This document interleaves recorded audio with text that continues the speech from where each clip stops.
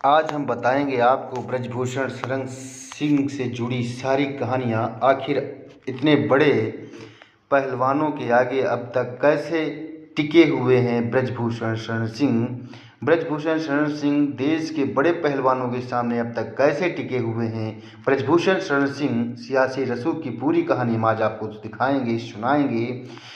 Brijbhushan Sharan Singh politician journey उनकी कैसी रही मैं आपको बता रहा हूं, क्योंकि जानना ये होगा कि अब तक 4 महीने के दौरान चल रहे इतने बड़े आंदोलन के बाद अब तक श्रीमान जी पर कोई आंच क्यों नहीं आई। देश को कई मेडल जिताने वाले तमाम बड़े पहलवान, रेसलिंग फेडरेशन ऑफ इंडिया के अध्यक्ष और बीजेपी सांसद ब्रजभूषण शरण सिंह के खिलाफ पिछले करीब 4 महीने से प्रदर्शन कर रहे हैं। महिला खिलाड़ियों की तरफ से उन पर यौन उत्पीड़न जैसे गंभीर आरोप लगाए गए हैं। इन सब के बावजूद ब्रजभूषण हैवी वेट पहलवानों के आगे टिके हुए हैं और उनका बाल भी बांका नहीं हो पा रहा है। एक तरफ जहां पहलवान फिर से जंतर मंतर पर धरना दे रहे हैं, वहीं दूसरी तरफ बीजेपी सांसद सोशल मीडिया पर कविता पढ़ रहे हैं। इस सब के बीच सवाल उठ रहा है कि बीजेपी ने अब तक आरोपी सांसद के खिलाफ कोई एक्शन क्यों नहीं लिया। इसके लिए ब्रजभूषण शरण की ताकत को जानना जरूरी है। आज हम आपको इस बाहुबली सांसद के राजनीतिक जड़ों तक ले जाएंगे और बताएंगे कि कैसे इतने विरोध प्रदर्शन के बाद भी वो पहलवानों के आगे सीना तान कर खड़े हुए हैं। बीजेपी सांसद पर खिलाड़ियों ने लगाए गंभीर आरोप। सबसे पहले खिलाड़ियों के धरना प्रदर्शन की बात कर लेते हैं। करीब 4 महीने पहले जनवरी में बजरंग पुनिया, साक्षी मलिक, दिनेश फोगाट जैसे तमाम बड़े पहलवानों ने रेसलिंग फेडरेशन के अध्यक्ष पर गंभीर आरोप लगाए। उन्होंने कहा कि ब्रजभूषण शरण सिंह की तरफ से महिला खिलाड़ियों का यौन उत्पीड़न किया जाता रहा है और वित्तीय गड़बड़ी भी की जाती रही है। करीब 3 दिन तक चले इस धरना प्रदर्शन के बाद केंद्रीय खेल मंत्री अनुराग ठाकुर ने खिलाड़ियों के साथ 2 राउंड की बैठक की। कई घंटों तक चली बैठक के बाद पहलवानों ने के आरोप की जांच के लिए कमेटी गठित करने का फैसला लिया गया और धरना खत्म हो गया। तब कहा गया कि ब्रजभूषण अपनी कुर्सी छोड़ सकते हैं, लेकिन ऐसा नहीं हुआ। जांच तक कोई भी फैसला लेने से उन्हें रोका गया, लेकिन बीजेपी सांसद अपने पद पर बरकरार रहे और सरकार की तरफ से भी उनके खिलाफ कोई कार्रवाई नहीं की गई। फिर धरने पर बैठे खिलाड़ी। अब हरियाणा से आने वाले तमाम पहलवानों ने आरोप लगाया कि जांच सही तरीके से नहीं हुई। उन्होंने कहा कि ब्रजभूषण को उनके पद से हटाया जाना चाहिए। इसे लेकर वो फिर से जंतर मंतर पहुंचे और धरना शुरू कर दिया। खिलाड़ियों ने आरोप लगाया कि जांच को लेकर जब मंत्रालय से जवाब मांगा तो उन्हें वक्त तक नहीं दिया गया। उन्होंने कहा कि ब्रजभूषण को बचाने की कोशिश की जा रही है। पहलवानों की मांग है कि आरोपी सांसद के खिलाफ एफआईआर दर्ज की जाए। इस बार इन पहलवानों को गोल्ड मेडल जिताने वाले नीरज चोपड़ा और अभिनव बिंद्रा का भी समर्थन मिला है। दिल्ली पुलिस पर भी ये पहलवान आरोप लगा रहे हैं। इस पूरे मामले में दिल्ली पुलिस भी सवालों के घेरे में है।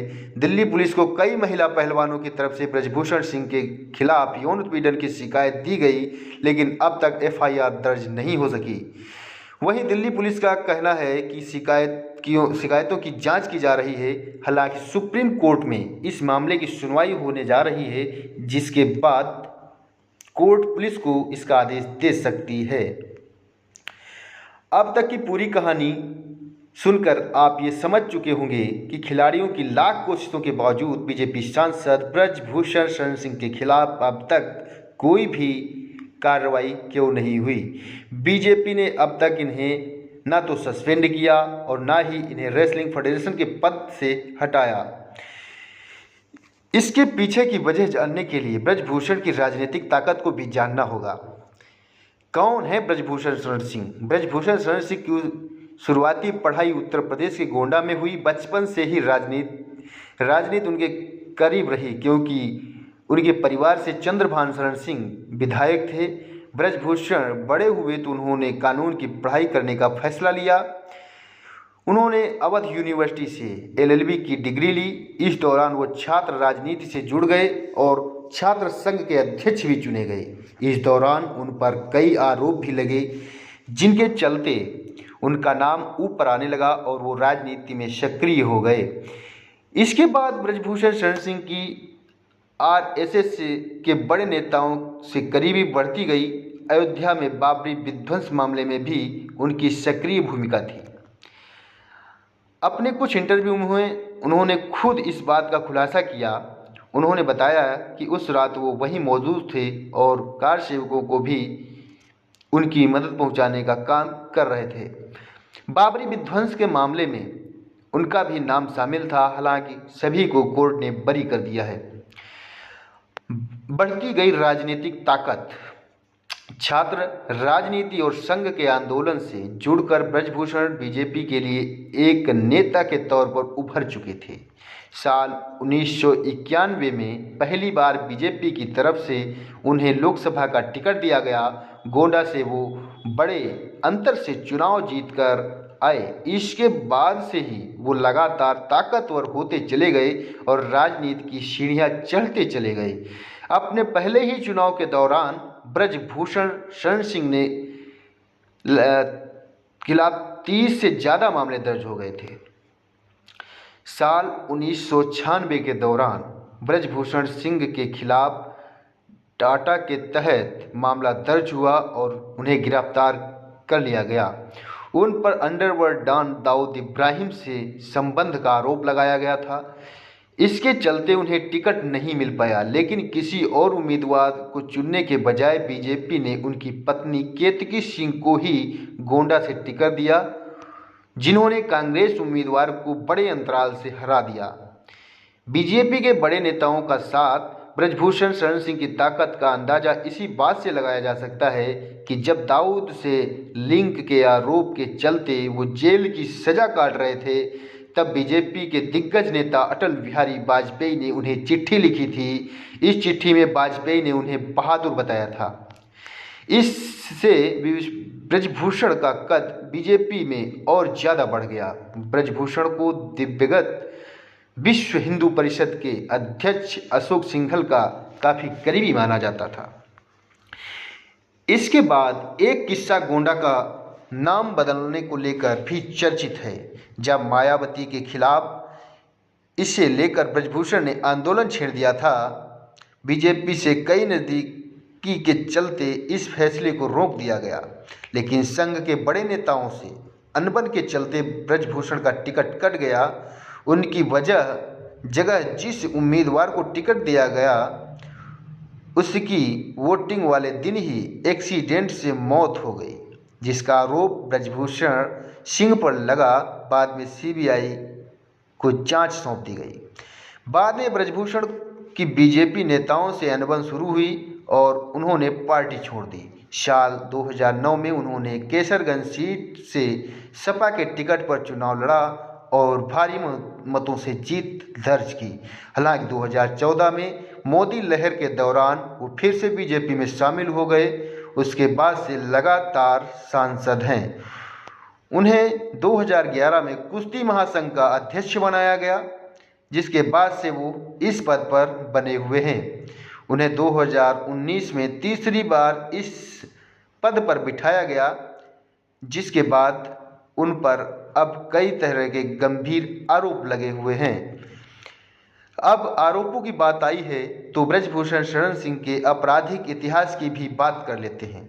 ब्रजभूषण के खिलाफ पिछले कुछ सालों में कई गंभीर मामले दर्ज हुए। उनके खिलाफ हत्या से लेकर अंडरवर्ल्ड लिंक, गुंडा एक्ट, गैंगस्टर एक्ट जैसी धाराओं में मामले दर्ज किए गए। इनमें भी कुछ मामलों में उन्हें बरी कर दिया गया। प्रदर्शन कर रहे पहलवानों ने भी उनके इस आपराधिक रिकॉर्ड का पोस्टर जारी किया, जिसमें उन्होंने उनके खिलाफ 38 धाराओं में दर्ज मामलों का जिक्र किया है। शिक्षा और भूमाफिया होने के आरोप भी लगाए गए। ब्रजभूषण शरण सिंह के खिलाफ शिक्षा माफिया होने के आरोप भी लगाए गए हैं, इस वजह से कि उनके करीब 50 से ज़्यादा शैक्षणिक संस्थान चल रहे हैं, जो अयोध्या से लेकर श्रावस्ती तक फैले हुए हैं। उनके विरोधियों का कहना है कि इस बिजनेस में उनके कई रिश्तेदार भी शामिल हैं। इसके अलावा अपने स्कूलों और संस्थानों का जाल फैलाने के लिए उन पर भूमाफिया और जमीन कब्जाने के भी आरोप लगते आए हैं। ब्रजभूषण शरण सिंह के पास लगभग 10 करोड़ से ज़्यादा की संपत्ति है। लगातार विवादों में रहे बीजेपी सांसद ब्रजभूषण शरण सिंह ने अपनी छवि एक बाहुबली और दबंग नेता के तौर पर बनाई है, जिसके चलते वो हर बार चर्चा में बने रहे। अपने विवादित बयानों के अलावा उन्होंने कैमरे के सामने मंच पर एक पहलवान को थप्पड़ जड़ दिया था, जिसका वीडियो खूब वायरल हुआ।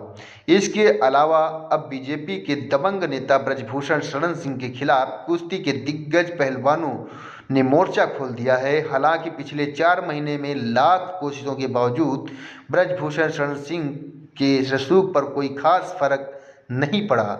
अब देखना होगा कि हत्या, अंडरवर्ल्ड के साथ संबंध जैसे मामलों में से बच निकलने वाले ब्रजभूषण शरण सिंह को पहलवान धोबी पछाड़ दे पाते हैं या नहीं। पहलवानों का कहना है कि देश की जनता से वो भरोसा और विश्वास जताना चाहते हैं कि देश की जनता उनका समर्थन दे और वो